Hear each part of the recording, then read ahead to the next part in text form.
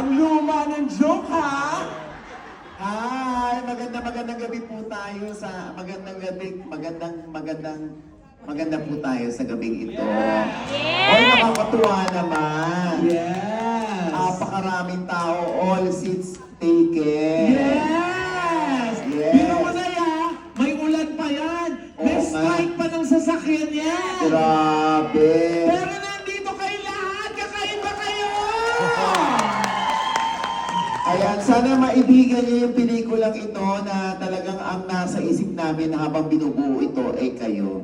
Yes. Yung mga nagtatrabaho sa ibang bansa, yung mga nakatira sa ibang bansa, pero ang utak, ang puso ay nandun pa rin sa pamilya na naiwan sa Pilipinas. Yes. Ito po yung pelikula para sa inyo.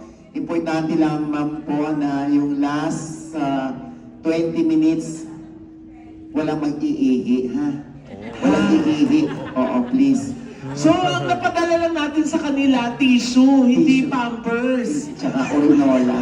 Anyway, nako, ito po yung pelikula na sasalamin sa buhay ng pamilyang Pilipino. True. Sabi nga ni Sancho, sana makarelate kayo, pero mas magandang hindi kayo makarelate kasi wala kayong ganitong klaseng pamilya.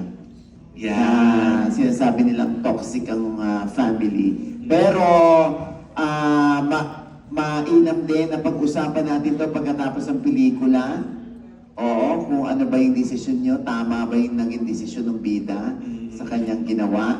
Or kayo na po ang tatapos, kayo po magbibigay ng ending sa pelikulang ito. Yes. Pero nakakatuwa ang Montreal!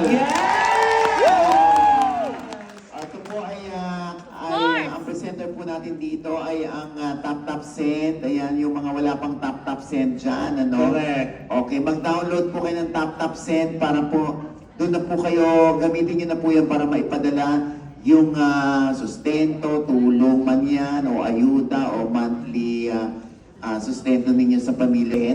At syempre, gusto ko po salamatan si Richelle. Yes! Oo.